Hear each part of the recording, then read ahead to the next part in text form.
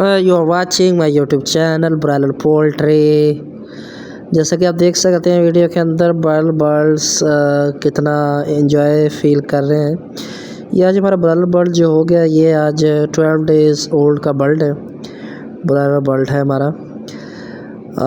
आप देख सकते हैं इसके अंदर एनवायरनमेंट है, शेड का एनवायरनमेंट कितना बेहतरीन है। ब्रायलर बर्ड जो है वो as per standards 30% play mode में है, 30% ईटिंग है मोड में है, 30% वाटरिंग मोड में।